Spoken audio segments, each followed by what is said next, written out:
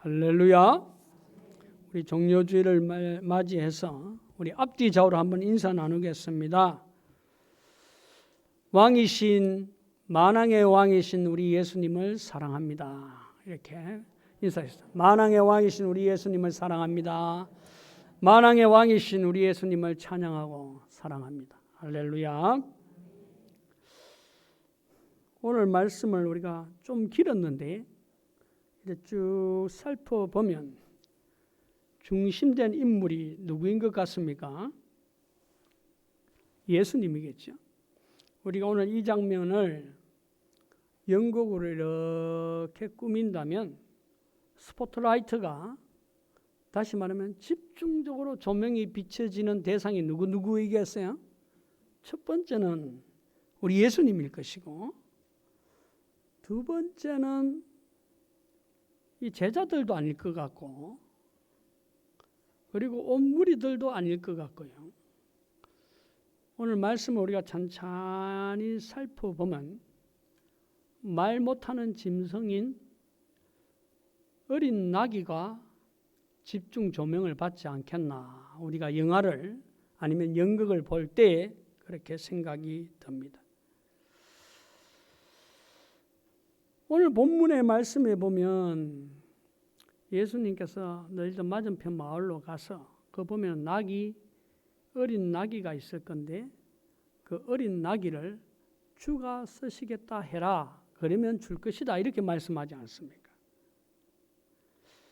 이 나귀 임자들, 복수로 나왔어요. 나귀 임자들이 주께서 쓰시겠다 하는 그 말에 아무도 항변하지 않고 따지지 않고 순순히 이렇게 어린 나귀를 내주는 모습을 우리가 볼 수 있습니다. 왜 그러냐? 여러 가지 생각할 수 있겠지만 여기서 주께서 쓰시겠다, 우리 주님께서 그렇게 제자들에게 당부했잖아요. 그리고 제자들이 그렇게 말했잖아요. 이 주라는 말이 신약 성경을 보면 키리오스입니다. 키리오스. 이 주, 이 말은 다른 말로 하면은 구약 성경으로 말하면은 아도나이 뜻입니다. 아도나이라는 말은 이스라엘 백성들이 거룩하신 하나님 이름을 직접 발음을 못한단 말이에요. 우리로 말하면은 우리가 하나님 이렇게 말하는 게 불경에 해당돼요. 그래서 다른 표현으로 표현했는데 야훼인데, 야훼란 말을 다른 말로 표현하는 거예요. 야베 이렇게도 발음되는데 이 야훼란 말을 다른 말로 표현하고 다른 말로 썼다 이 말이에요. 거룩하신 존귀하신 이름을 함부로 부를 수 없잖아요. 우리도 옛날에 그런 전통이 있잖아요. 그래서 불렀던 이름이 아도나이입니다.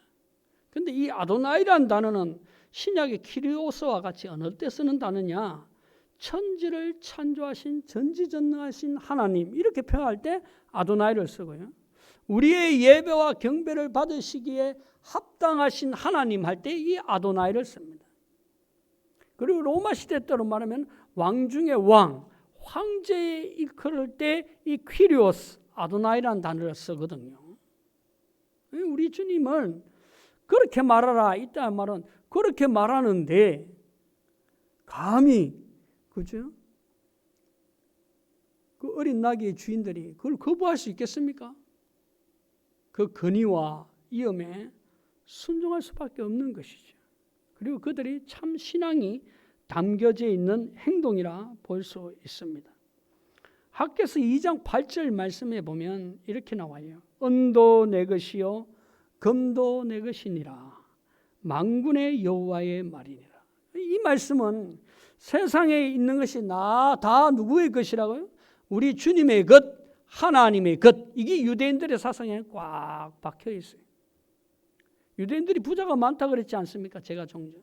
유대인들은 절대로 이 부를요, 물질을 내 것이라고 주장하지 않아요. 그래서 유대인들은 항상 이 부는 어떻게 해요? 도네이트 해야 돼요. 기부해야 되네. 하나님을 위해서 기부해야 되고요. 하나님께 봉헌해야 되고요. 가난한 사람들, 소외된 사람들, 약한 사람들을 위해서 항상 기부해야 돼요. 그렇게 이 물질에 대해서 관념이 있거든요. 그러니까 하나님께서 쓰시겠다. 야훼 하나님께서 쓰시겠다. 야훼 하나님이 이 나귀가 필요해 하면 어떻게 해요? 내어 넣어야 되는 거예요. 그 사람이 거짓을 말하든 진실을 말하든 내어놓아야 돼.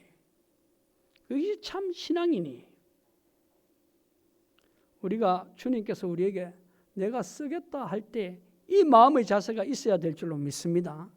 아까워하지 마시고 우리 주님께는 기꺼이 드릴 수 있는 헌신의 마음이 있어야 됩니다.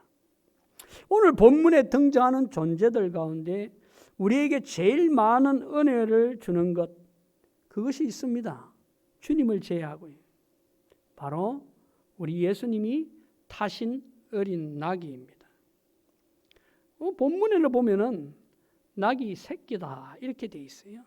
그런데 요한복음 2장 14절에 보면은 12장 14절의 말씀에 보면 어린 나귀라고 표현하고 있어요. 나귀 새끼도 안 하고 어린 나귀. 그 이유가 있어요. 이 요한복음이 약간 보면은 이렇게 지성적인 책이거든요. 고상한 책이 요한복음이에요. 똑같은 예수님의 전기를 말했는데 제가 재미있는 일이 있었어요. 부목사 사역하는데 우리 부목사님 중에서 아주 재미있는 목사님이 있는데 그 목사님이 예배 인도를 해요.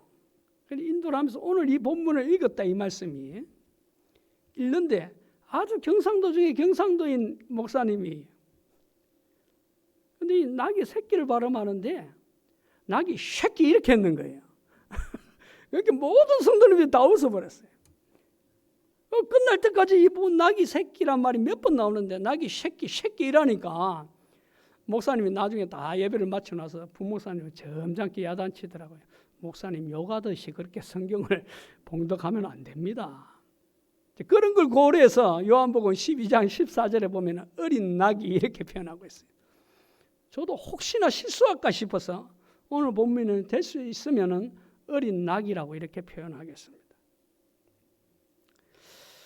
어린 낙이 우리에게 어떤 교훈을 주고 있습니까?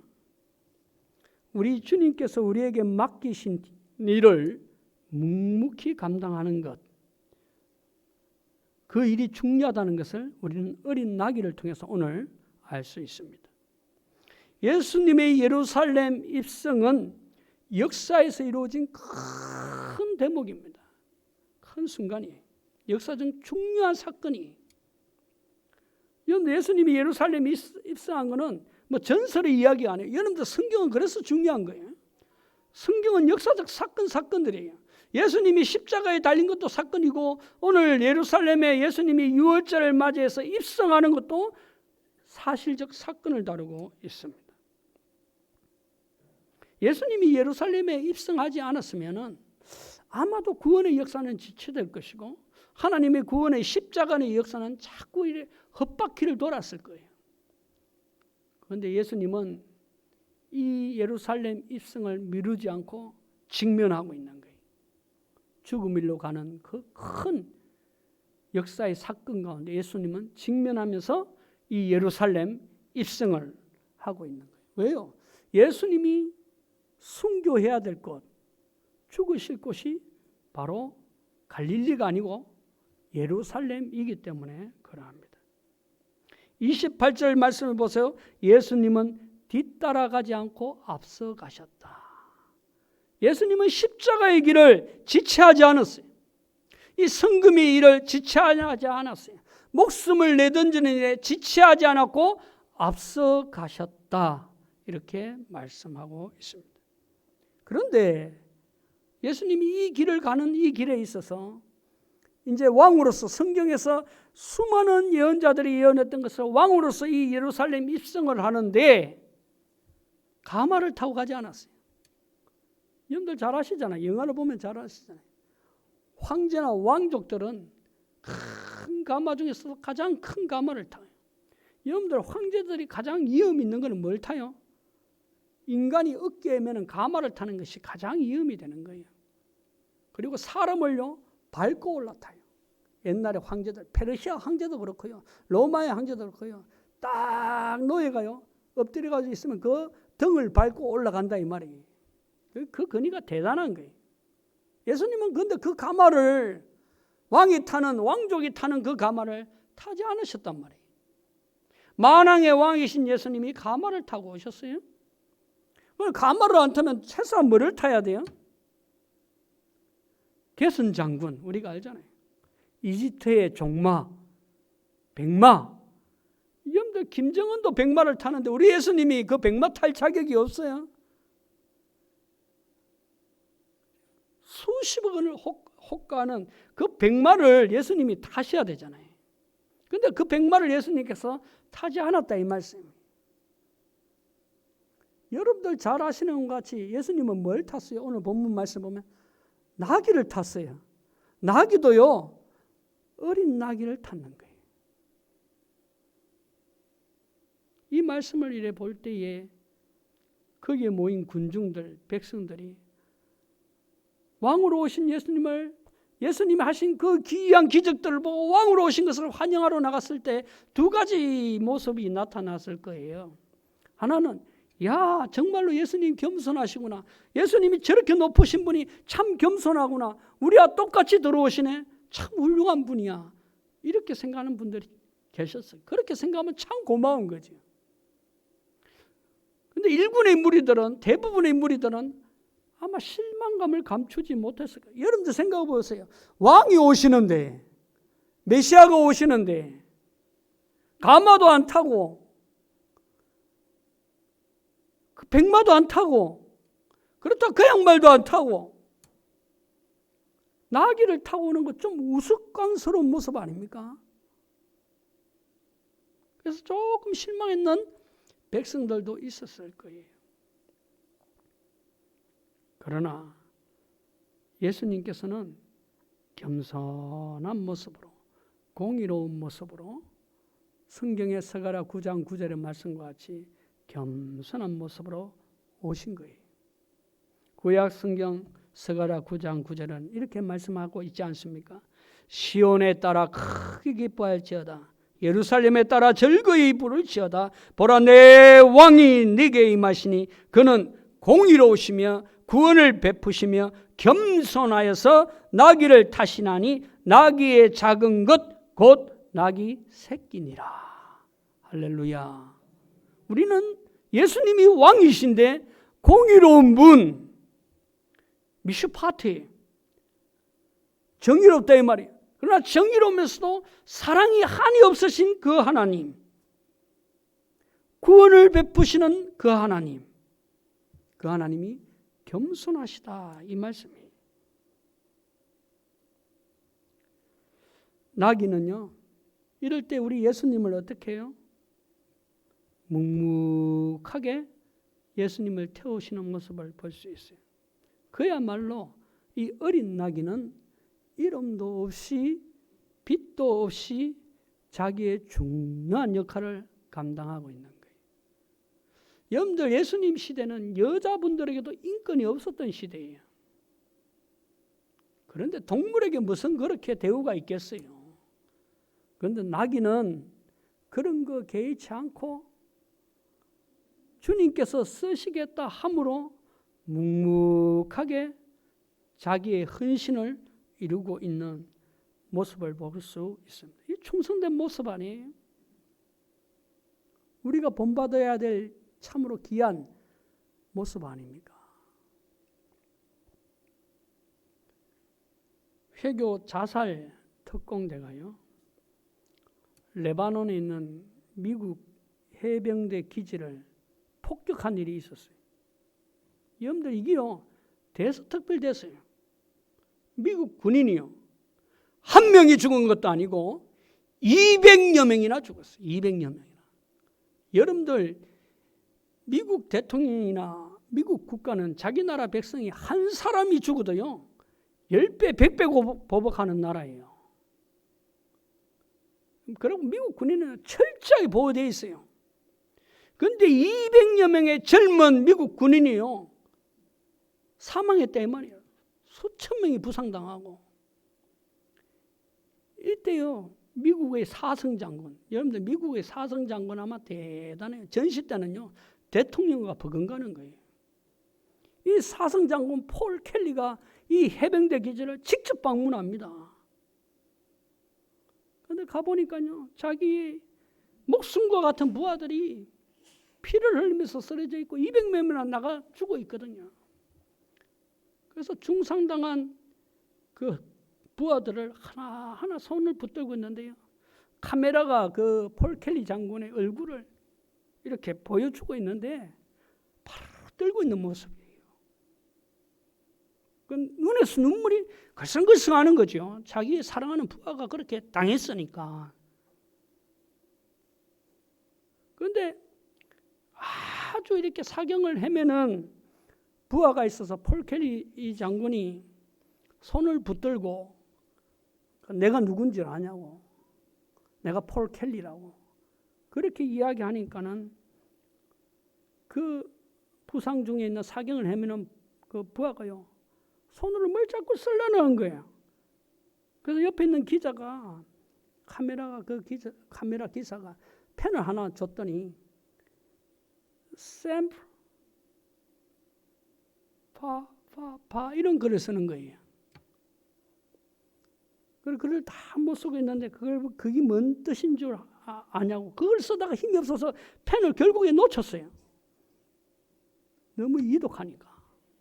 그 말이 뭔가 하면은 샘프 피델리스라는 해병대 구호예요. 죽도록 충성하라 이 말이에요. 그걸 끝까지 쓰는 거예요. 미국 군인들 대단해요. 그 최고의 강대국인데요. 군인들이 살아있어요. 미국 군인들은. 항상 충성하라. 샘프 5. 옛날에 오바마나요. 지금 뭐 트럼프 대통령, 미국의 대통령이 항상 군인들 일할 때 이 말을 해요. 샘프 5. 간단하게 샘프 5인데 샘프 피델리스라는 뜻이에요. 항상 충성하라. 그 글을 쓰는 거예요. 죽어가면서도. 그 위대한 군인의 모습 아니에요? 여러분 성경에 보면은 우리 믿음의 사람을 그리스도를 군사로 표현한 분이 계셔요. 그분이 누구냐? 사도 바울이. 사도 바울은 항상 우리를 군사로 표현해요. 예수 그리스도의 십자가 군사로 표현하잖아요. 달려갈 길을 다 싸우고 항상 이 전쟁을 묘사해요. 사도 바울은 어떤 분이에요? 오늘 본문에 나온 내가 지금 예화로 설명했는 이 군인보다도 훨씬 충성된 모습을 가지고 있어요. 사도 바울이 순교한 장소가 어딘가 하면 로마를 이렇게 시를 둘러싸고 있는 아울렐리아라는 그 도시가 있어요. 그 성을 이렇게 지나가고 보면은 세우르라카는 데가 나요. 그 지점에 가면은 트레폰타나라는 지역이 있어요. 세계의 샘물이라는 지역이 있는데 트레폰타나, 이 사도 바울이 순교했기 때문에 그 지역 이름이 트레폰타나가 됐어요. 세계의 우물이라는 뜻이에요. 거기서 사도 바울이 어떻게 죽어요? 로마 시민권을 가지고 있기 때문에 십자가에 못 달리고 단두대에 목이 잘려서 죽는 거예요. 그런데 그 사도 바울의 목이 3번 튀겨졌대요. 목이 잘리면서. 그런데 튀겨지는 곳마다 샘물이 솟아났대요.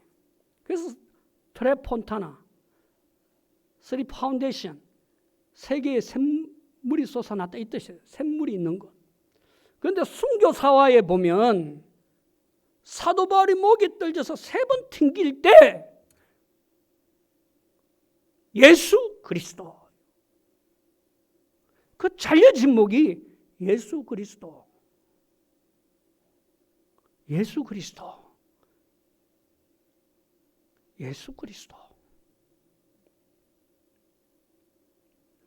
3번 외친 거예요. 참 그리스도의 군사의 모습 아닙니까?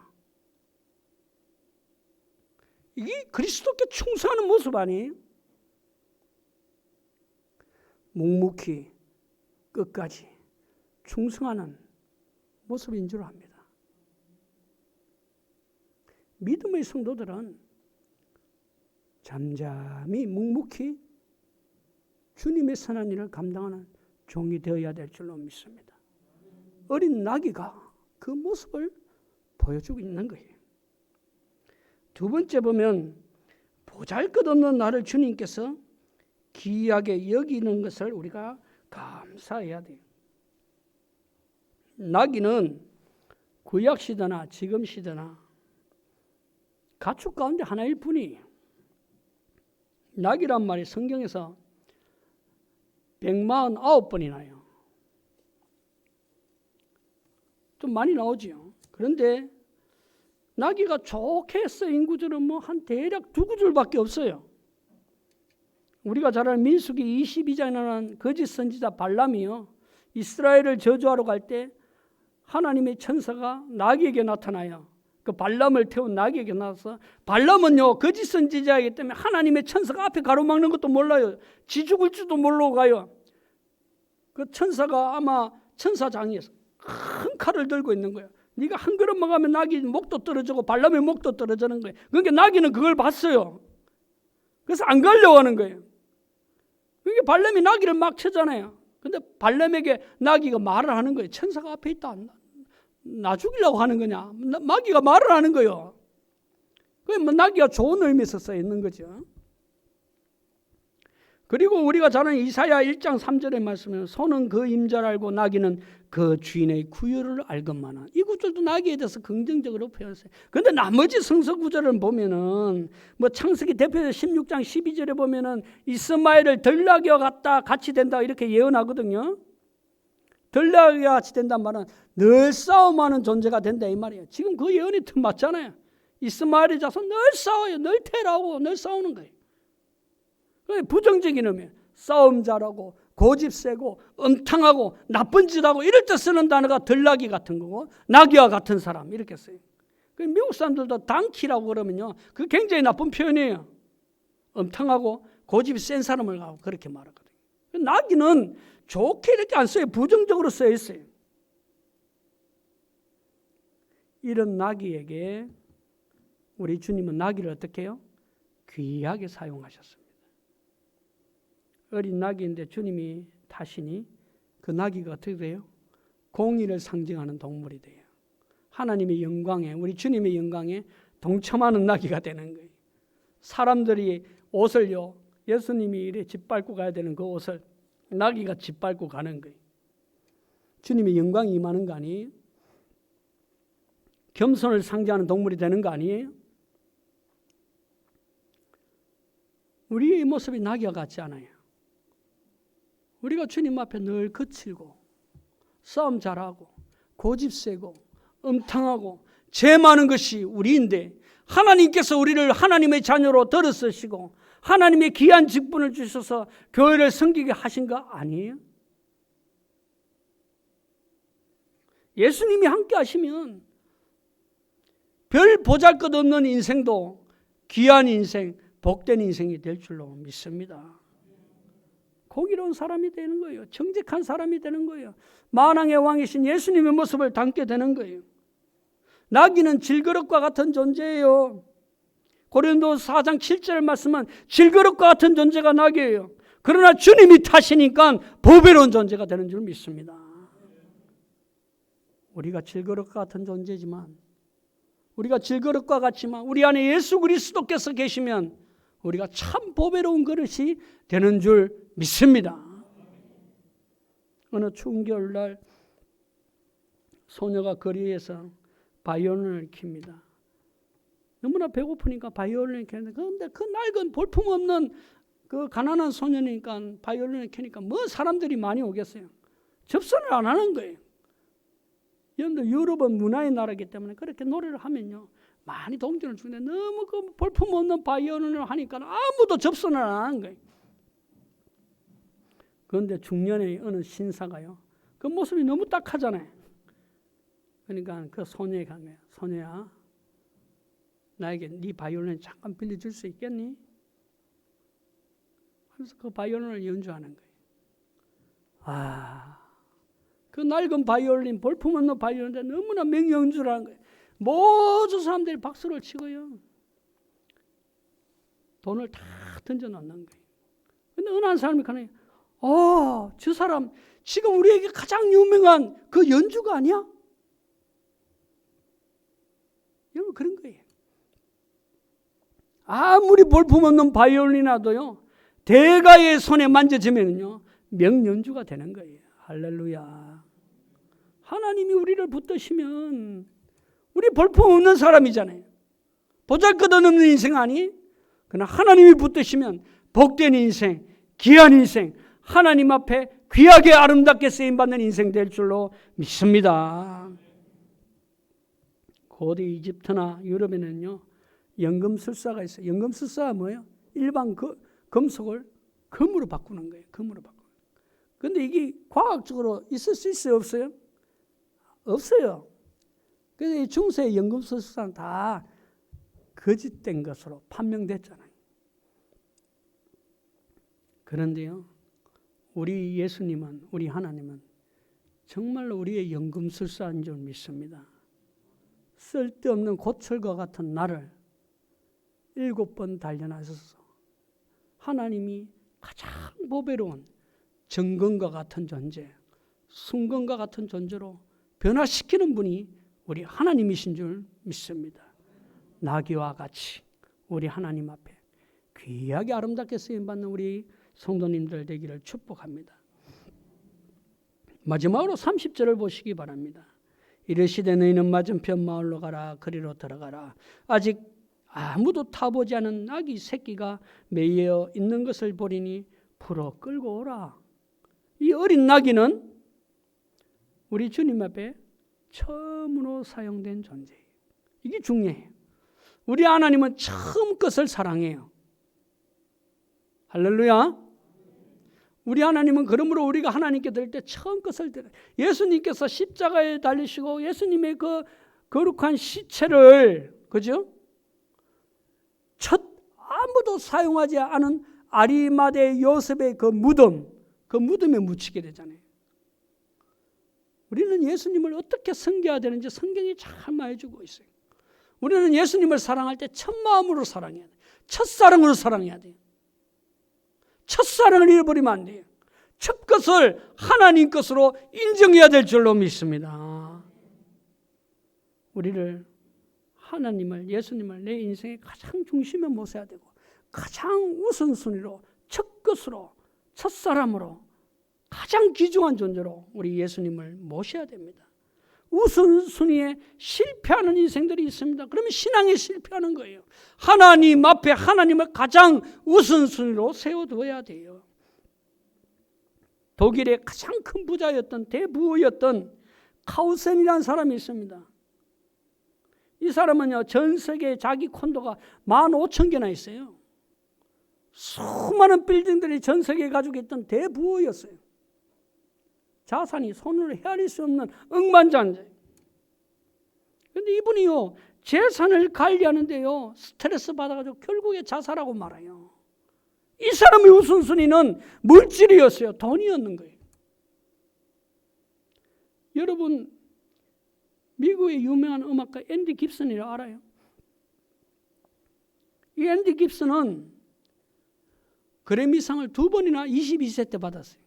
우리나라 이번에 뭐 뉴스에 보니까 방탄소년단이 그래미상 후보로 올라서 받을 줄 알았는데 받았어요? 못 받았어요? 못 받았는 거예요. 근데 이 사람은 22살에요. 그래미상을 2번이나 받았는 거예요. 위대한 예술가예요. 근데 이 사람이 끝내는요, 자기 명예, 자기 인기에 억눌려 가지고요, 술과 마약에 찌들다가 결국에 47세에 요절하고 말아요. 일찍 죽고 만다고요. 우선순위를 뭐에 뒀어요? 명예에 두는 거예요. 인기에 두는 거예요. 그런데 반면에 보세요. 우리나라의 알로에 마임의 회장 유영섭 씨를 아십니까? 이 회장 아세요? 이분은 사업을요, 열심히 했는데요, 실패를 거듭했어요. 8번이나 실패를 했대요. 얼마나 낙심되겠어요? 이 알로 마임을 해서 8번이나 했는데 8번이나 실패하고요, 낙담이 돼가지고 하나님 앞에 기도했대요. 절벽의 심정으로, 하나님, 왜 제가 이렇게 실패를 합니까? 어떻게 성공할 수 있습니까? 믿음이 있으니까 기도를 했는 거예요. 기도했을 때 하나님 앞에 들려오는 음성이, 너희는 먼저 그의 나라와 그의 의를 구하라. 이 말씀이 이 유영섭 회장에게 들려진 거예요. 이 말을 듣고 유영섭 회장이요, 자기 사고방식을 180도로 바꿨어요. 사업하는 생각, 물질이 가장 우선순위 아니었겠어요? 인생에? 180도로 바꿨어요. 내가 무엇을 위해 사업을 하는가? 내가 무엇에 위해 돈 버나? 이거 생각했는 거예요. 그래, 하나님 나라와 영광을 위해 써야 되지 않겠냐? 바꿨는 거예요. 자세를 바꿨는 거예요. 새로운 목표를 세웠어요. 목표가 뭔가 하면 하나님을 기쁘시게. 내 회사는 첫 번째 목표가 하나님을 기쁘시게. 그리고 뭐요? 사람을 기쁘게. 이게 자기 목표가 되었는 거예요. 마지막이란 각오로요. 천년 알로에 화장품을 회사를 다시 만들었는 거예요. 기업 에너지가 새롭게 충만됐어요. 날마다요. 이 세상 직장인데 날마다 예배를 드림으로 시작했대요. 하루 일과를. 그리고 월요일마다 기도를 했어요. 사원들과 자기가 영적 충만한 상태에서 일을 하려고 날마다 월요일에 특별 기도회를 했대요. 창업 때부터 매월 그 수입의 일정 부분을요. 선교 사업에 헌금으로 냈어요. 그리고 고아원, 자폐아를 돕는 사회봉사할 때 적극적으로 지원했어요.